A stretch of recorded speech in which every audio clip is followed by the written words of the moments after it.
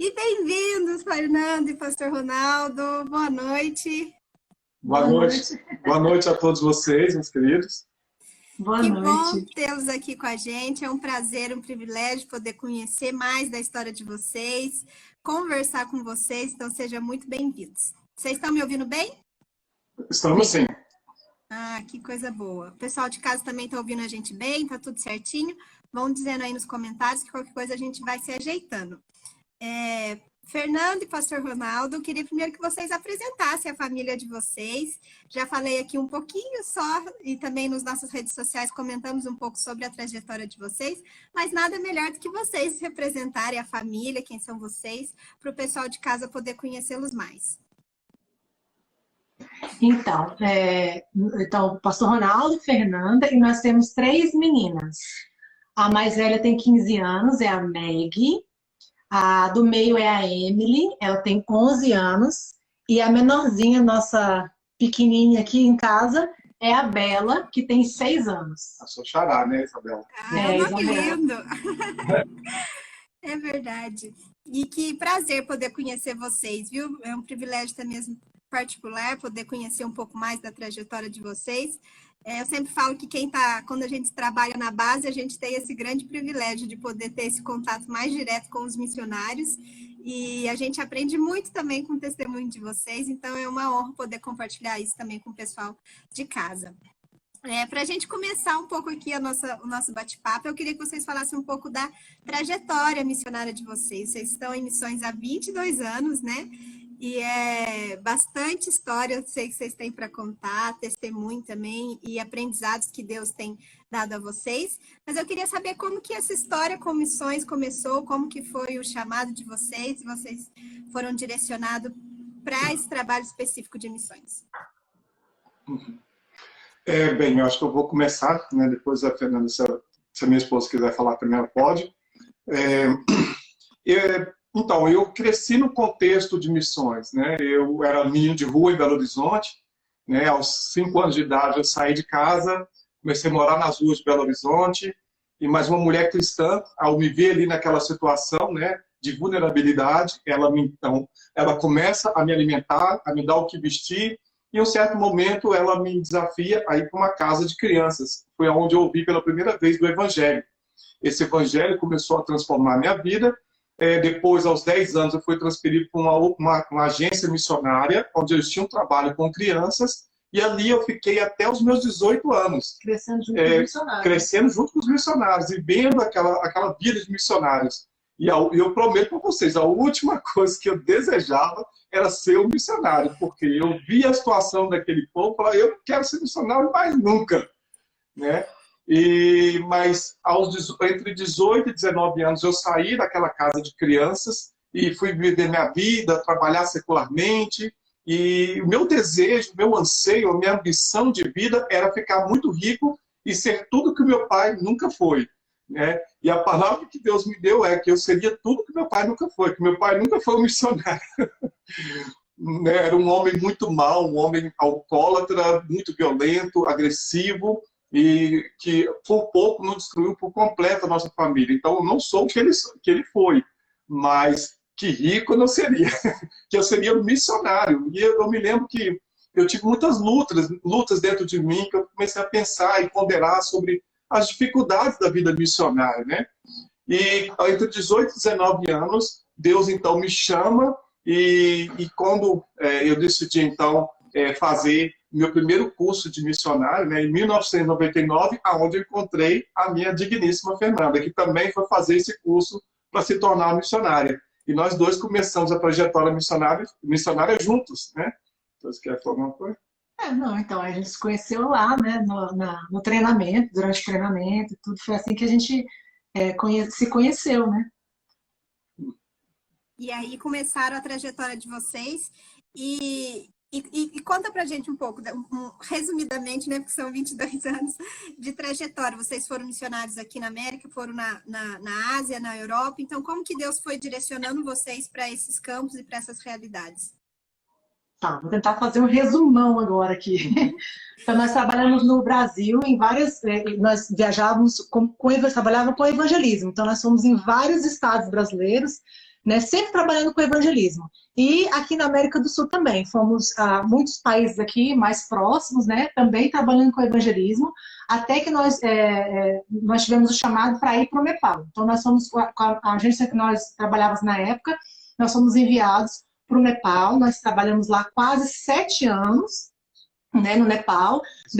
Aí as meninas nasceram, a Meg e a Amy nasceram. Aí nós viemos para o Brasil por um tempo para ser treinado pela Igreja Presbiteriana. Nós já éramos da Igreja Presbiteriana, mas nós estávamos com outra agência missionária.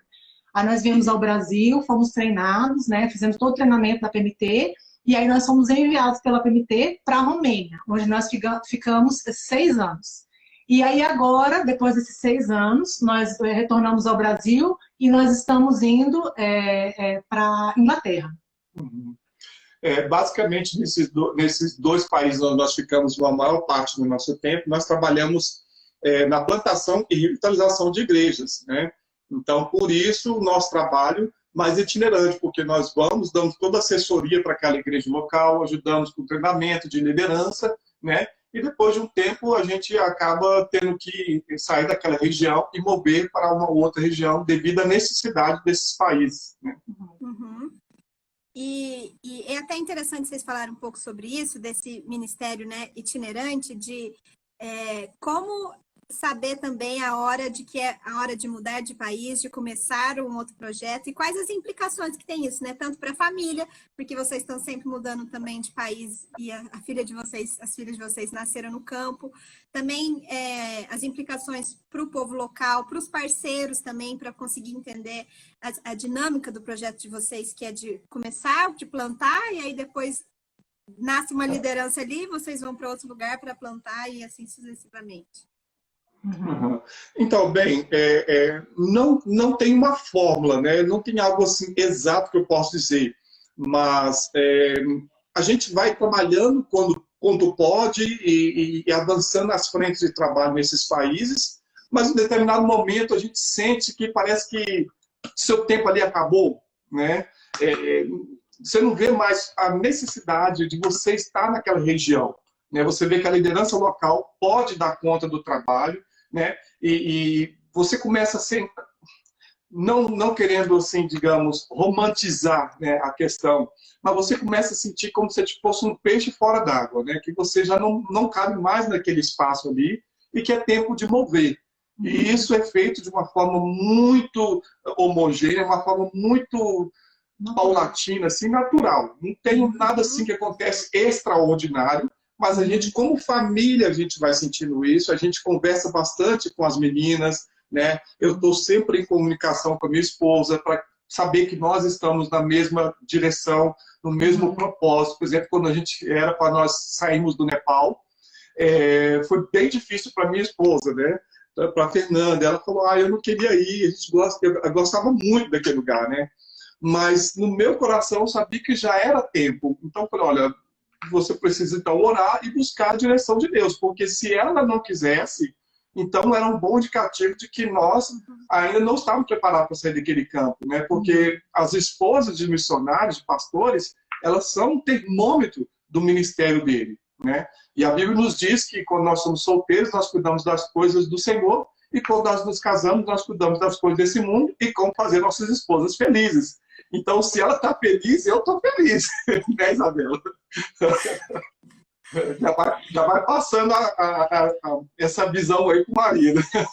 Com certeza, já vai ficar gravado aqui para a gente passar isso para frente depois.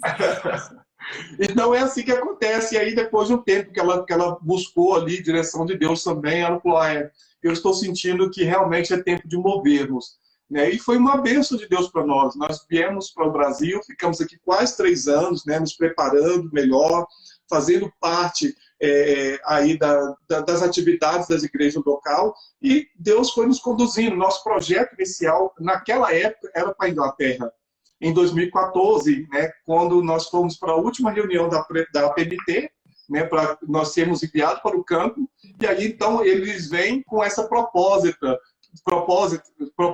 de nós reavaliarmos, né, essa questão e mudarmos a visão para agora para a Romênia e servir uma temporada, né, por onde nós ficamos 6 anos. Eu queria só abrir um parênteses em relação ao que você está falando, né? Que às vezes é difícil a pessoa pensar assim, mas como que eu vou saber, né?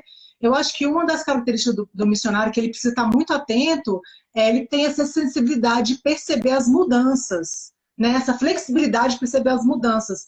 Que às vezes você se apega tanto àquele trabalho que acaba achando que aquilo ali é seu, né? E você não quer abrir mão. Isso é um perigo, porque impede o seu crescimento, né? Se você se torna maduro e aquele grupo de pessoas com quem você trabalha também amadurecerem, né? E eu sei, na minha prática, como que mudanças são difíceis, né? As transições. Quando você está no meio do processo, é gostoso, é confortável, você sabe mais ou menos como lidar. Mas toda vez que você passa por transição, é um momento que você não sabe para onde vai, você não sabe o que é certo e o que é errado, qual decisão tomar. E muitas vezes a gente acaba, naturalmente, como ser humano, não só missionário, né? A gente acaba evitando essas transições. Mas são justamente essas transições que nos dão a oportunidade de amadurecermos, né? Então, todas as vezes que a gente passou pelas transições, inclusive a gente está passando agora por ela, foi e é muito difícil. Mas eu sei que depois que a gente tiver passado por isso, vai ter frutos não somente para nós, né, como missionário, como família, como para o projeto ou para o trabalho que está nas nossas mãos.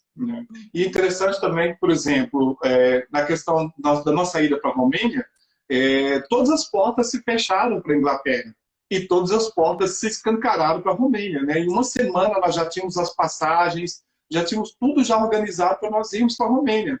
Então é assim, as portas vão se abrindo e outras vão se fechando, né? E a Bíblia diz que as portas que Deus fecha, ninguém abre, e a que Ele abre, ninguém vai fechar.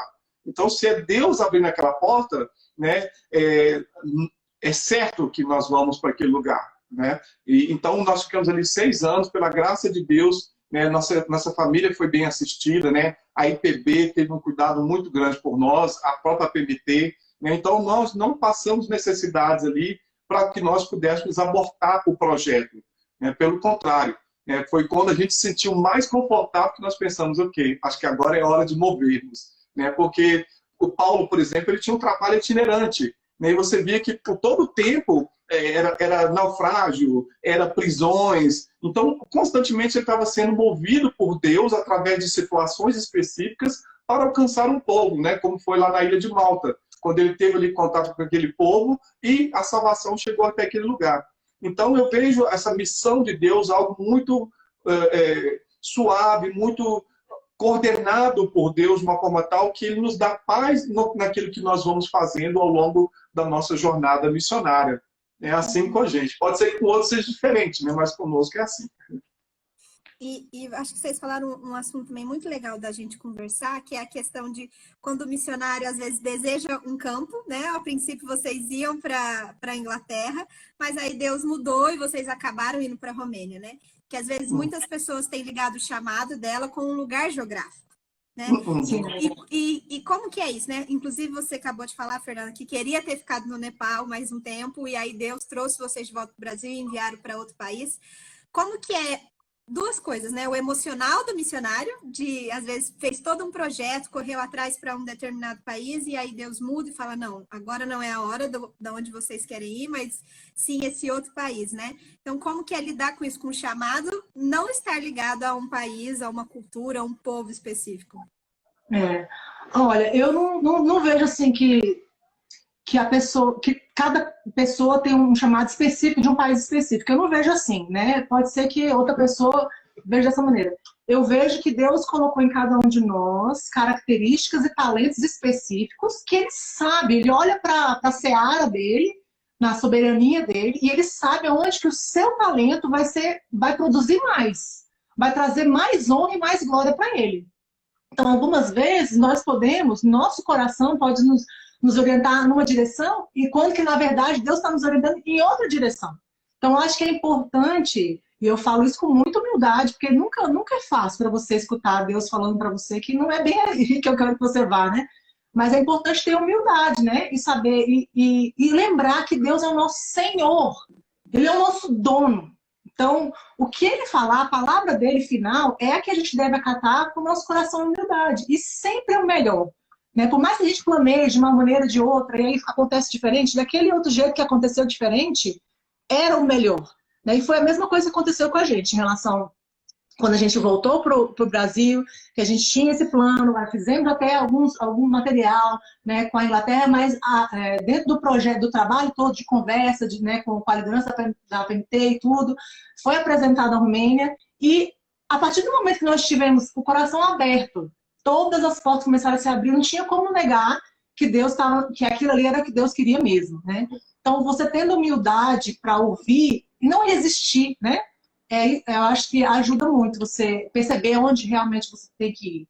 E outra coisa interessante é que eu fui para Romênia. Eu, na verdade, eu não queria aprender mais uma língua, porque eu já falava 4 línguas. Eu falei, eu não quero aprender mais uma língua, porque é cansativo, né? A idade vai chegando, vai pesando na cabeça da gente. Eu não queria aprender outra língua. Então eu falei, eu já domino o inglês, eu vou para a Inglaterra, a um lugar que é mais fácil. E de repente Deus vai lá e muda todas as coisas, né? E a gente acaba indo para a Romênia. O romeno, a língua romena, é simplesmente uma das línguas românticas, é uma das mais difíceis, né? Todo mundo fala, não, tem base latina e não sei o quê, mas é uma língua muito difícil.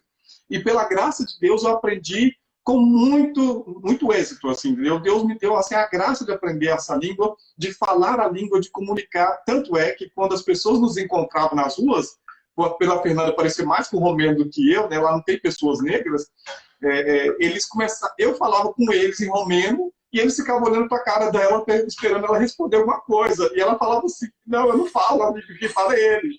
Né? Então, assim, eu não entendi a princípio por que Deus estava me enviando ali. E aí, passado esse tempo ali, a gente teve contato com essa igreja inglesa, que é uma igreja bem pequenininha. Né? A igreja inglesa na Inglaterra morreu por muitos anos. A igreja inglesa, a presbiteriana inglesa, morreu.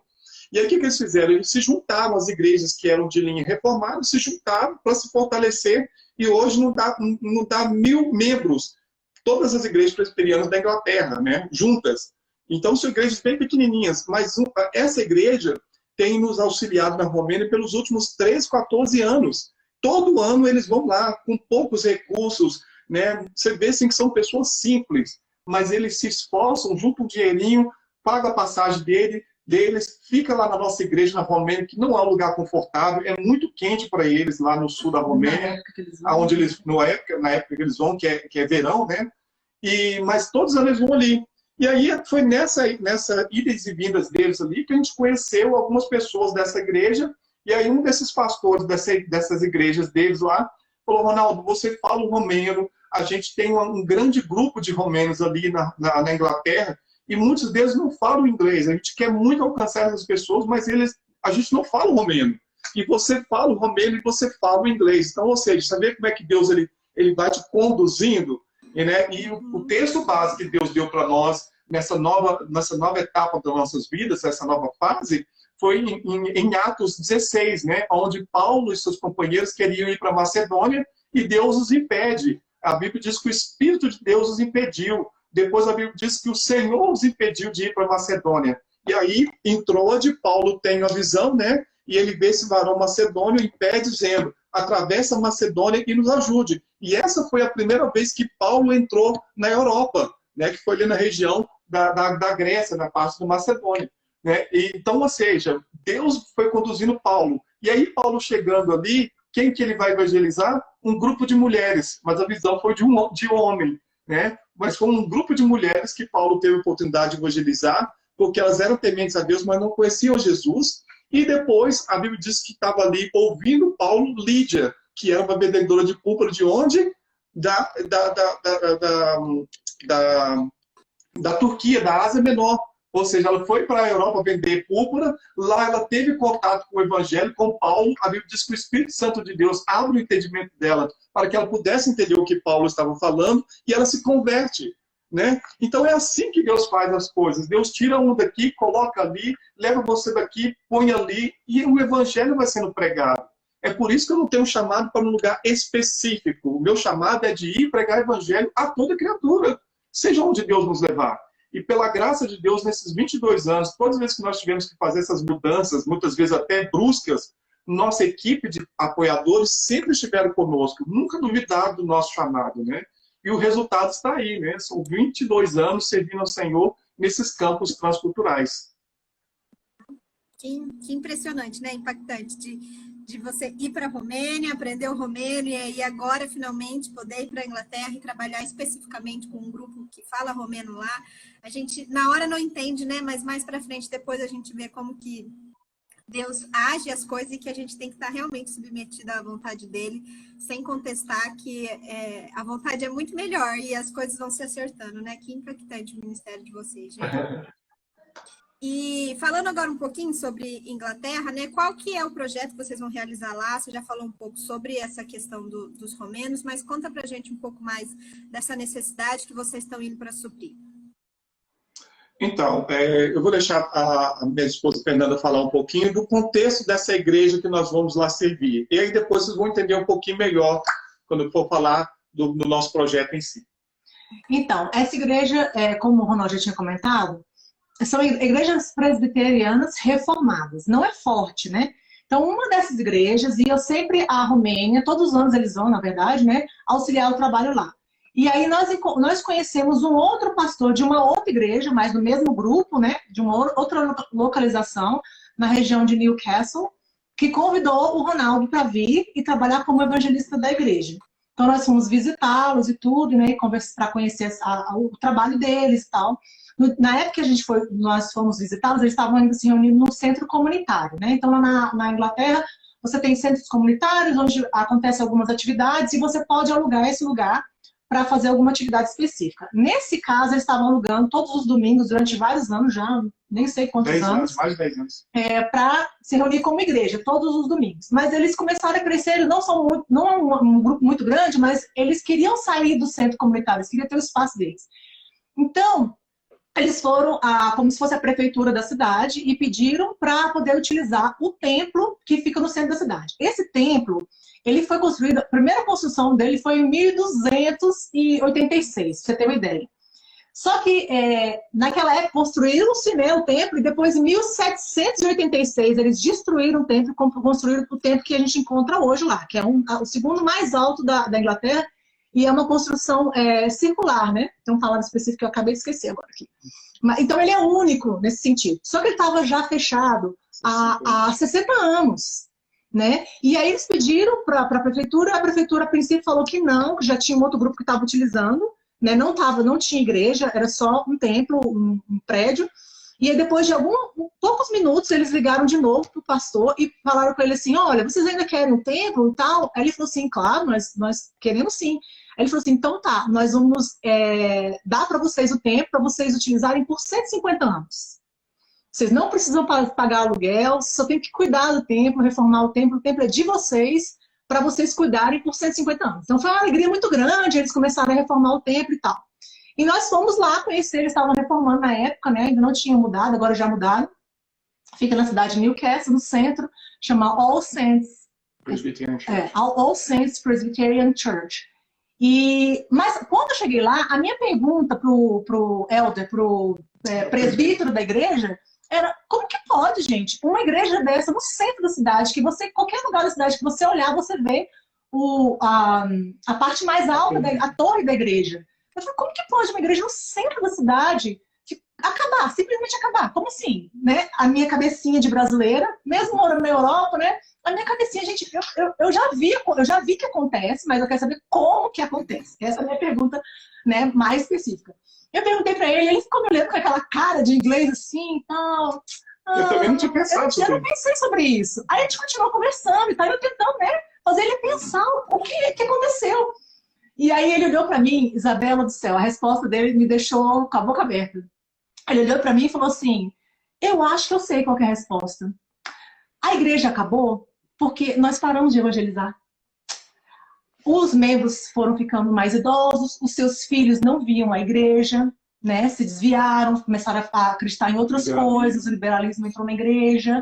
Então não tinha filhos, não tinha netos indo à igreja. E a igreja mesmo parou de alcançar outras pessoas, parou de evangelizar. Então teve um momento que essa última geração de cristãos ficou tão vovozinha que eles morreram, se acabou. Então não tinha mais pastor, não tinha mais membros. E aí eu escutei uma palavra que eu nunca vou esquecer, porque eu nunca tinha escutado antes. A igreja foi desconsagrada. Então, quando o templo ele é utilizado para cultuar a Deus, ele é consagrado a Deus. Então, eles têm esse termo quando o templo deixa de ser utilizado para cultuar a Deus, ele é desconsagrado. O que significa isso? Significa, no caso deles, que aquele templo não pertencia a uma pessoa, pertencia ao governo, era administrado pelo governo. Então, agora, como desconsagrado, deixou de ser um templo e agora se tornou um edifício, um prédio que pode ser usado para qualquer outra coisa. E isso me deixou muito marcado, sabe? Porque eu fiquei pensando assim, gente, eu voltei para o Brasil pensando, gente, vamos evangelizar, gente, por favor, vamos evangelizar. Porque muitas das ideias que a igreja recebeu, na igreja europeia como um todo, ela tem sido confrontada, são ideias que nós vemos, quando a gente vem para o Brasil, a gente vê começando a brotar dentro da igreja. Né? Às vezes é uma ideia que muitos cristãos aqui no Brasil pensam assim, isso é bobeira, não vai dar nada não e tal. Porque a gente tem aquela ideia que a igreja é forte, que nós somos muitos. Mas a questão é que muitas vezes nós somos muitos, mas não somos fortes na nossa teologia. Nós somos muitos, mas nós não conhecemos a nossa teologia de maneira saudável. Então, esse é o meu maior... quando eu falo com as pessoas, eu quero compartilhar isso com elas. Porque aquilo que aconteceu nessa igreja lá, pode acontecer na igreja brasileira. Infelizmente, pode sim. Nós temos que estar preparados. Então, quando ele nos convidou justamente por isso. Ele falou assim, olha, nós não sabemos evangelizar. É por isso que você precisa vir aqui e nos ajuda. Nós somos um grupo pequeno, nós temos o templo agora, o templo tem lugar para mais de 1.000 pessoas. 1.300. Só que eles são um grupo pequeno. Mas eles sabem do risco de que se você não evangelizar, se você não alcançar os perdidos, se você não passar a mensagem do evangelho, pode acontecer a mesma coisa que aconteceu anteriormente. É interessante porque a Inglaterra como um todo, né, apenas 3% dos cristãos frequenta regularmente a igreja. Né? Então você imagina, dos cristãos que compõem 57% se consideram cristãos, né? Mas apenas 3% das 57% realmente frequenta a igreja regularmente. Você vê também que existe hoje 46% dos cristãos da Inglaterra não creem na ressurreição de Cristo. Né? E aí você vê hoje que as igrejas que mais crescem na Inglaterra e na Europa como um todo são igrejas vindas de outros países, africanos em especial, né? Então, ou seja, eles vêm para lá e eles começam seus cultos alcançando os próprios africanos, os diásporas, né? Que é das nossas frentes de trabalho. São os trabalhos que mais crescem lá. Na Romênia, por exemplo, você vê lá que a igreja que está bombando lá agora é a Universal do Reino de Deus, né?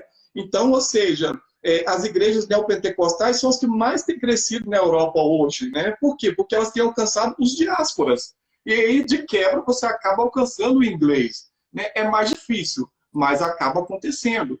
Né? Então, nessa igreja em particular, nessa igreja lá em Newcastle, é uma igreja é uma cidade onde nessa cidade tem 62.000 estudantes vindos de várias partes do mundo.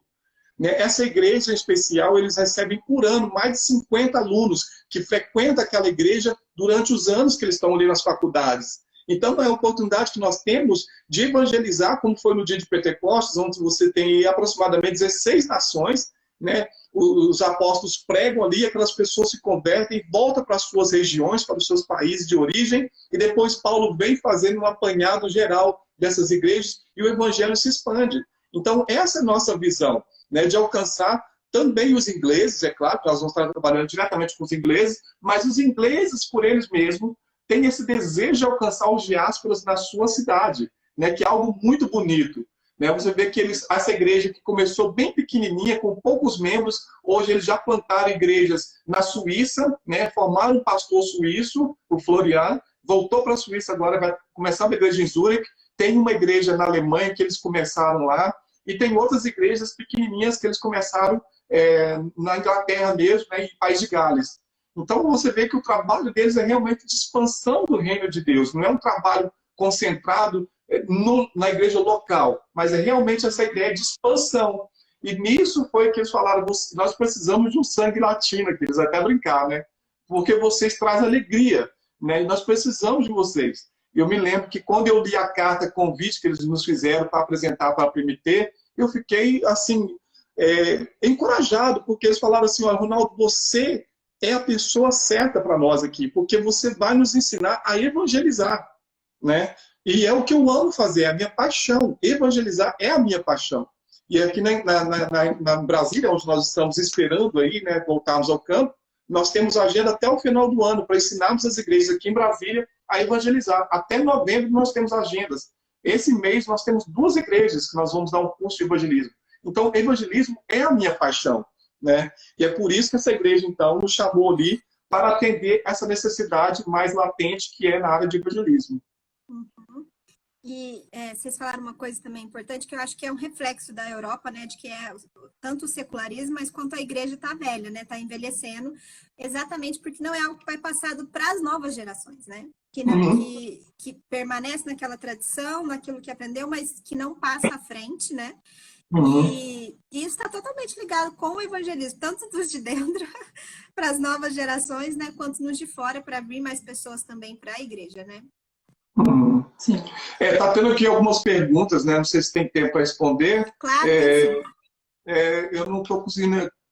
Está perguntando se a gente conhece a Adriana e o David. Não, a gente não os conhece, mas se você quiser pegar nosso contato e nos colocar em contato com eles, a gente vai entrar, sim, e poder, até mesmo coordenados ali dentro do país, que nós temos igrejas ali representadas também, né? Que tem parceria, inclusive, com a PMT, que é essa igreja. Inclusive, essa igreja de País de Gales, Inglaterra, ele já tem uma parceria com a PMT de trabalho, né, há mais de 10 anos, mas nenhum missionário tinha ido para lá para trabalhar diretamente com eles. Então, nós seríamos os primeiros missionários ali representados. Não, mas ela não está trabalhando especificamente, né? Então, ou seja, nós vamos ser os primeiros missionários ali trabalhando com essa igreja específica, né? Então, é um grande avanço aí para a obra missionária. E ver esses países onde era o berço do evangelho, hoje convidando os brasileiros, que são os filhos deles na fé, né? E, inclusive, a Isabela, essa cidade de Newcastle é a cidade onde ninguém menos do que John Knox trabalhou por 2 anos como evangelista e missionário, né? Então, até brinco que eu vou dar continuidade ao trabalho dele lá. É um grande privilégio. Inclusive, a Inglaterra é um país, é um grande campo, né, para novos missionários, né? Porque atualmente a gente tem uma missionária só que trabalha na Inglaterra, né? Vocês estão sendo a segunda família missionária da PMT que está indo para a região. E é uma necessidade tremenda, né? Você já falou assim dessas pequenas igrejas, né, reformadas que ainda se mantêm. Mas é uma necessidade constante, então você que está ouvindo aqui a nossa live, de ser impactado, ser incomodado para ser um missionário também na Inglaterra, né? É um país que tem carecido muito, inclusive, de missionários, e os nossos missionários estão aqui para provar de missionários brasileiros, com certeza, para continuar um trabalho que se estagnou. Então, se vocês quiserem mais informações sobre o trabalho na Inglaterra também, pode entrar em contato com os nossos missionários. Depois dessa live, os contatos deles vão ficar salvos aqui nas nossas redes sociais. Então, para vocês conhecerem um pouco mais da realidade na Inglaterra também. Agora, só que para uma ressalva aqui, que muitas vezes as pessoas têm essa visão muito romântica do trabalho missionário. Então, se você pensa em servir a Europa, né, como um todo, ou Inglaterra, qualquer país, se nós pudéssemos dar um conselho para vocês, não vá sem antes se preparar. Né? É por isso que a PMT, a gente tem esse 1 ano de preparação. Mesmo eu já sendo missionário, tive que retornar do campo e me preparar melhor. E hoje eu entendo a importância disso na minha vida, né? Porque a Europa hoje, as pessoas são pessoas cultas, né? Mas a necessidade,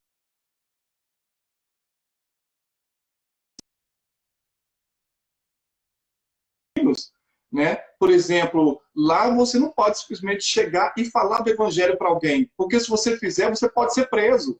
Né? Se a pessoa não te convidar para você falar com ela e você se intrometer na vida dela, ela pode fazer uma denúncia e você pode ser preso, né?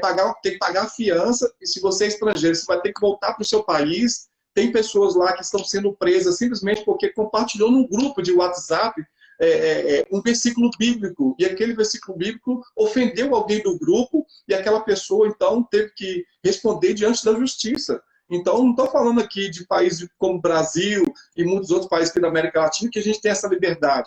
Então, se você pensa em ir para a Europa, vá sim, porque eles têm necessidade. Inclusive, eles já falaram para mim, Ronaldo, se você encontrar um brasileiro lá que queira servir aqui, por favor, com vídeos, conclame-os, mas você tem que ser preparado, porque senão você não aguenta.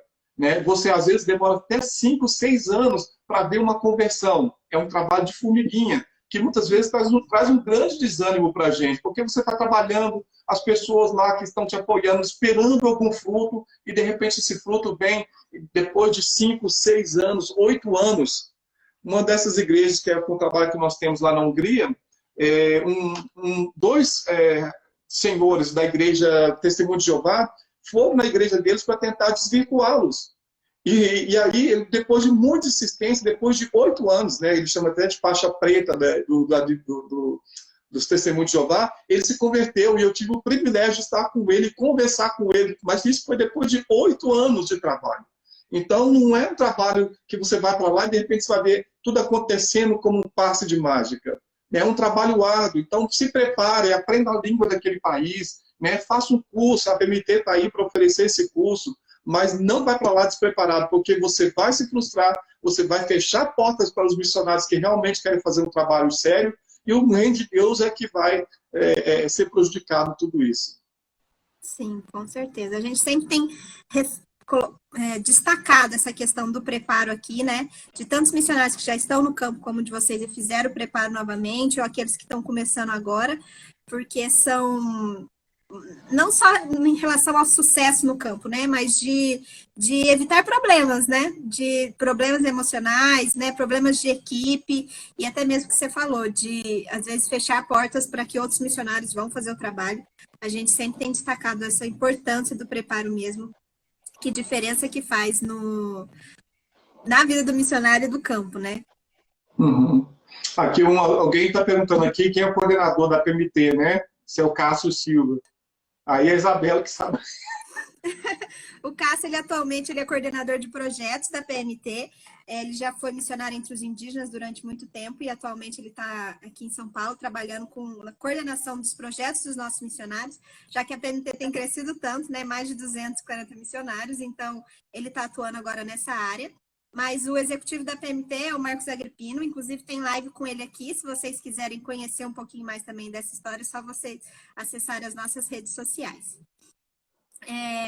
Pastor, agora também falando um pouquinho da realidade atual que vocês estão vivendo, vocês mais uma vez se prepararam para ir para a Inglaterra com tudo pronto, né? Toda a documentação, projeto e tudo mais.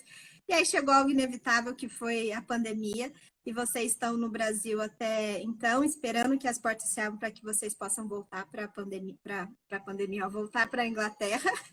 Pandemia não, né? Tá louco, já deu tudo que tinha que dar. E como que tem sido para vocês também esse tempo de expectativa e realidade de mais uma vez chegar no campo e estar aqui no Brasil nessa espera de ir para a Inglaterra? Olha, como eu disse no começo, é mais um momento de transição.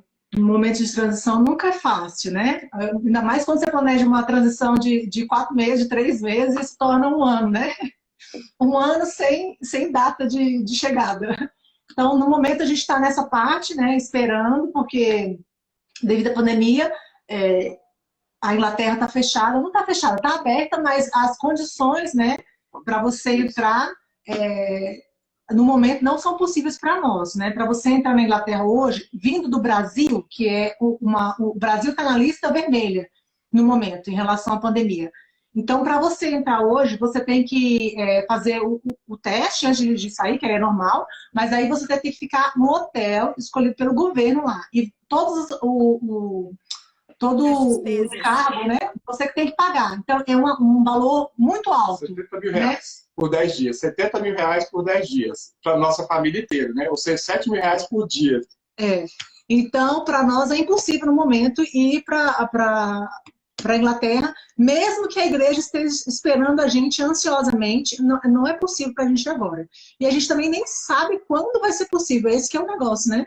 Acha que a espera sem uma linha de chegada é a pior que tem. Mas, graças a Deus, Deus tem cuidado dos nossos corações, né? É claro que, como seres humanos, a gente tem ansiedade como qualquer outra pessoa, mas nós entendemos que a ansiedade é um pecado, que nós devemos cuidar desse pecado todos os dias e colocar ele fora do nosso coração, né? Mas não é fácil. Você lidar com o seu coração todos os dias não é fácil. né? Não só nessa situação, acredito que todos os brasileiros de alguma maneira têm sofrido com isso, né?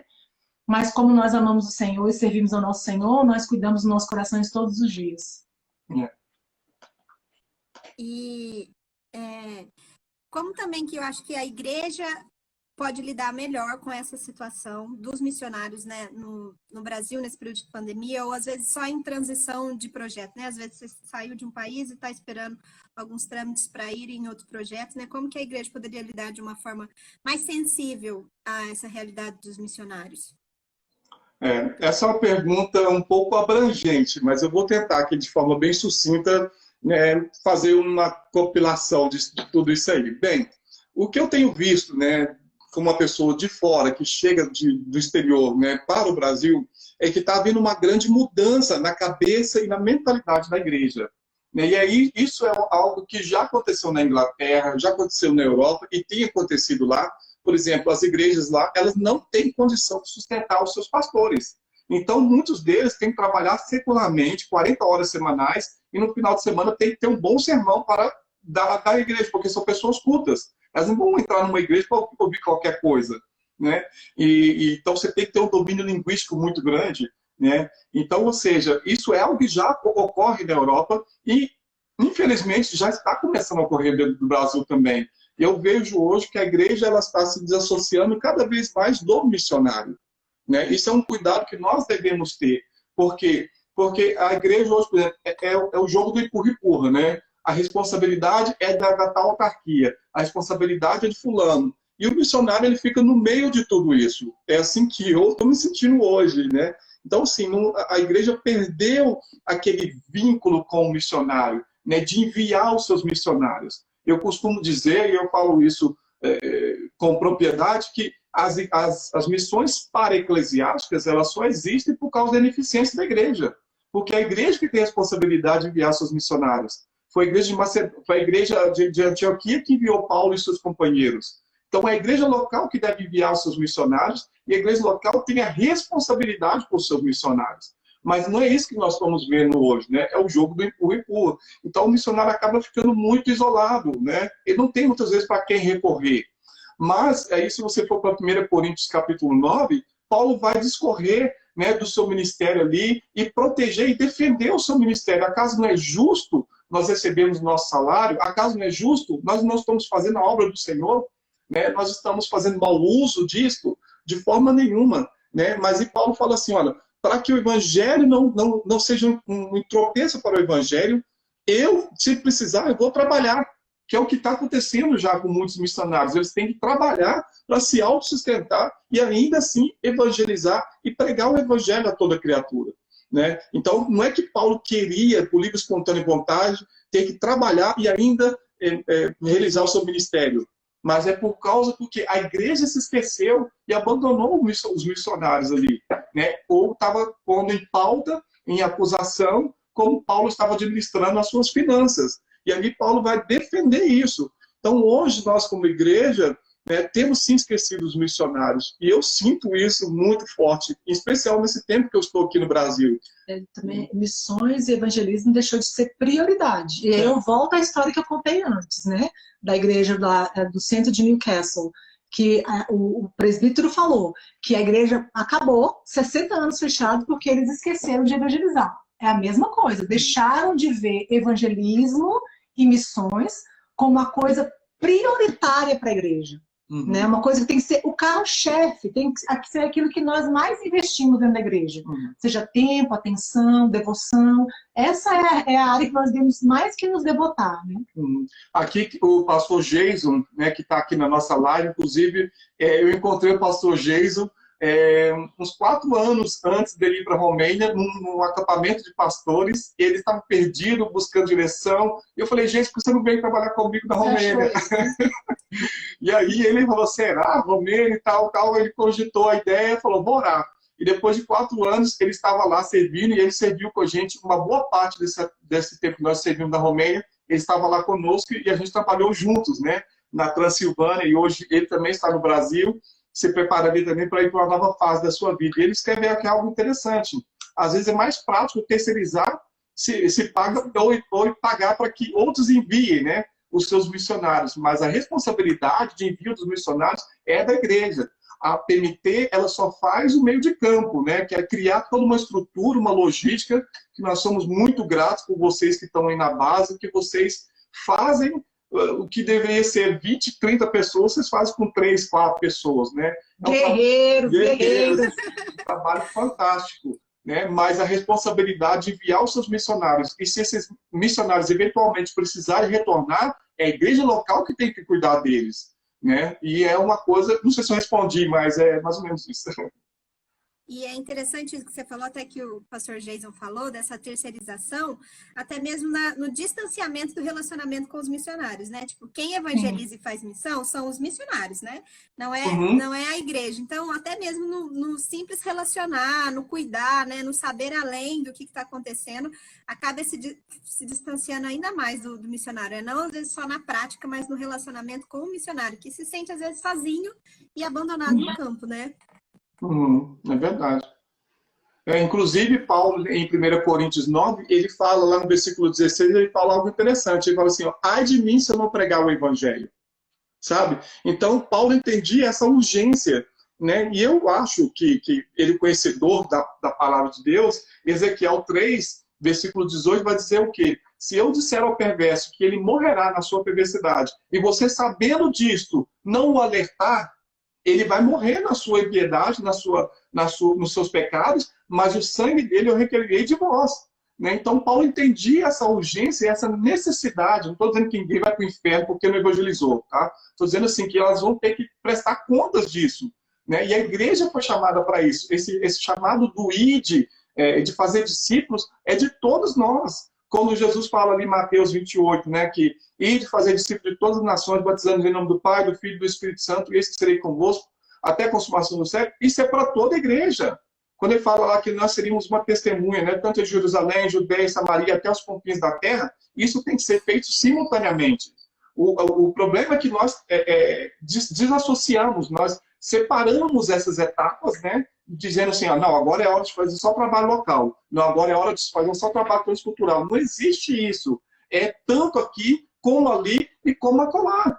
Entende? Então, essa desassociação da missão de Deus, essa compartimentação da visão de Deus para o mundo é que tem prejudicado os missionários, né?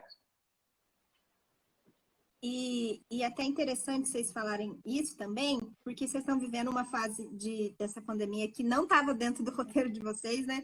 Os missionários também foram atingidos de N formas diferentes com a pandemia, né? Desde, às vezes, tá aqui no Brasil, não conseguir voltar, ou tá em outro país, não conseguir vir para cá, né? E aí passa aquele tempo que você vem para visitar as famílias e tudo mais.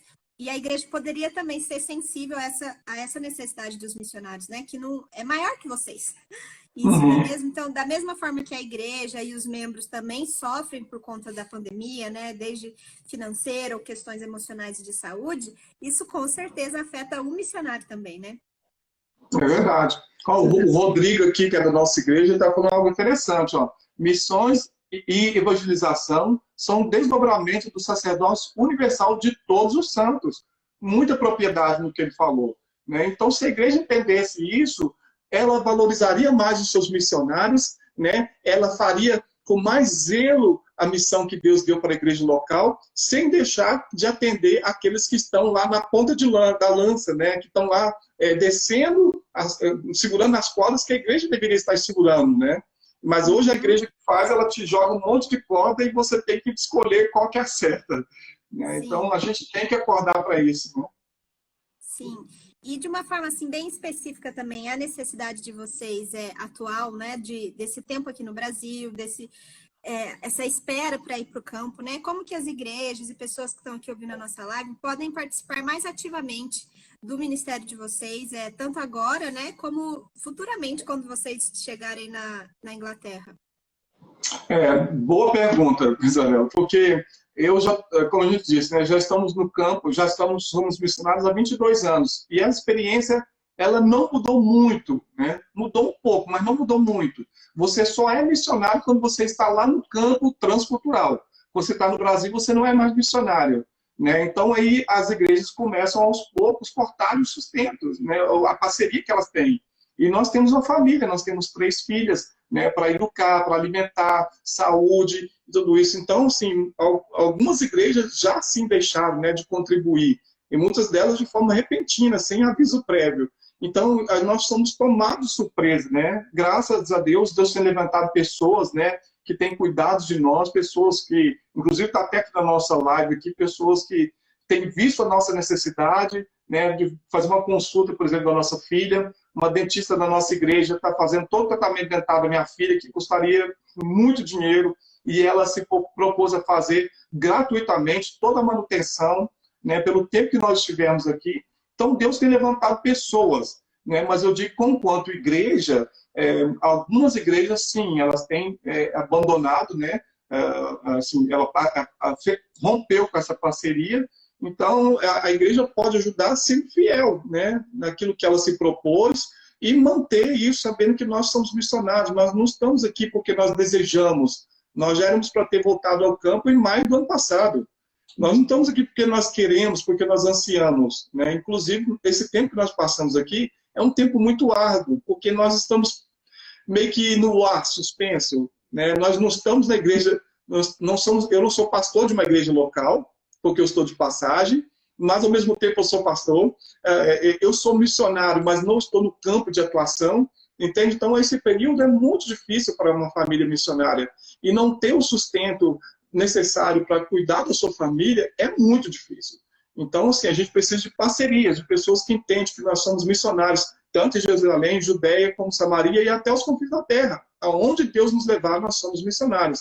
Nesse tempo que nós estamos aqui, nós estamos trabalhando com a igreja local, né? Eu prego, eu dou aulas de escola dominical, eu lidero grupos de estudo, né? Online, a gente prega lá no exterior onde nós trabalhamos, continuamos o discipulado das pessoas que nós estávamos discipulando na Romênia. Então, a obra não parou, mas o sustento parou. Então, se caiu bastante, né? Então, aquela... Home office. Isso, home office. Então, a igreja que entende isso e quer participar com a gente, fazer essa parceria, né, eu acho que é muito válida. E você pode nos procurar, né, tem a página lá da PMT que tem a relação dos missionários lá, nossos nomes estão lá, todas as informações, ou então entrar em contato conosco através do nosso WhatsApp, que eu creio que vai estar aí também, né, nas informações. É bem isso. E eu acho que vocês falaram algo muito importante, né, a respeito da fidelidade da igreja junto, primeiro a Deus, né, que a fidelidade da igreja é a Deus e isso reflete na fidelidade dela com os missionários, né. Às vezes a gente recebe perguntas aqui de por que a igreja deve se manter fiel, né, como que a igreja deve se manter fiel, como que isso influencia na vida do missionário ou não, né, e aí está um grande testemunho a respeito disso, né, da fidelidade das igrejas e da importância da parceria com os missionários, né, de que eu acho que às vezes a igreja pensa também, né, de estar ali contribuindo, mas às vezes quer mudar de missionário ou quer fazer outros planos e esquece que o missionário conta ali, né, mensalmente com aquela parceria da igreja e o quanto aquilo é importante para o ministério dele também, né, tanto familiar quanto na igreja. Então, eu acho que é algo muito importante que vocês têm falado, para o pessoal daqui de casa também poder ouvir e refletir sobre isso e levar essa mensagem para as igrejas, né, da importância de uma igreja fiel, primeiro a Deus e depois aos missionários, né? Eu posso fazer um comentário em relação a isso? Uma coisa que talvez seja que influencia esse tipo de pensamento, né, que às vezes o missionário é só um nome no papel, né? Então, eu acho que é uma coisa que trouxe muita riqueza para o nosso ministério são aquelas pessoas específicas que não somente são nossas parceiras, mas elas são nossas amigas. Talvez não um amigo tão próximo, mas elas nos acompanham. São parceiros e são acompanhantes, no sentido de que não somente a gente manda nosso relatório, nossas cartas informativas, não somente isso, mas elas conversam com a gente, elas nos conhecem como família, né? Quando a gente vem no Brasil, a gente faz questão de sentar, conversar, né? Elas vão fazer perguntas específicas, porque quando você lê uma carta informativa, você sabe uma coisa geral. Mas quando você acompanha aquele missionário, você vai fazer perguntas específicas. Então, vai deixar de ser um nome ou num papel, né? Mas vai ser uma pessoa. E uma coisa que eu quero ressaltar em relação a isso, para aqueles que nunca fizeram isso, é que esse relacionamento, em relação a ganhos, é uma via de mão dupla, tá? Tanto nós somos beneficiados com o relacionamento com os membros da igreja, com os nossos parceiros, como os parceiros são beneficiados, porque todos nós temos diferentes aprendizados, aquilo que Deus nos deu, né? Presentes de Deus, né? Então, quando a gente senta numa mesa, nós temos amigos em São Paulo, né? Que foi uma vez que eu fui nós fomos na igreja deles e eles começaram a acompanhar da gente mais de perto, ainda mais com o WhatsApp hoje, né? E quando a gente senta para conversar, tanto eu acompanho e oro pela vida deles especificamente, como eles acompanham e oram pela nossa vida especificamente. Então, isso modifica completamente esse relacionamento. A igreja deixa de ver o missionário como um nome no papel, que afinal de contas eu tenho que fazer, porque a Bíblia fala, e se torna um ser humano que eu conheço e acompanho. Então, acho que se a igreja mudasse um pouco essa maneira de se relacionar com o missionário, muitas coisas mudariam. Sim, com certeza. E falando até em relacionamentos mais profundos e oração, essa é uma parte da nossa live também que a gente se dedica a saber os pedidos específicos de oração dos nossos missionários. Para quem está aqui ouvindo, né, a gente poder orar especificamente por aquilo que vocês querem que Deus faça, por aquilo que vocês estão passando. Então, se vocês puderem compartilhar alguns pedidos de oração com a gente. Então tá, o Ronaldo, meu marido, é super preparado, escreveu aqui para mim. A colinha. Então, saúde e proteção em tempos de pandemia, eu acho que, né, todo mundo, né, a gente gostaria que vocês orassem por nós. Graças a Deus, até agora, Deus tem nos protegido, né, mas oração nunca é demais. Pelo nosso ministério, né, por frutos, conversão e discipulado, mesmo distante, a gente continua discipulando algumas pessoas, né? Nós continuamos evangelizando, né? Todo lugar que vai. O Ronaldo, meu marido, se ele começa a conversar de abacate, daqui a pouco ele está evangelizando, né? Diz um pastor aqui em Brasília, falou isso para ele. Não, Ronaldo, começa a conversar de abacate com a pessoa no meio da rua e daqui a pouco está evangelizando ele, né? Que Deus nos dê frutos, né? Em relação a isso, né?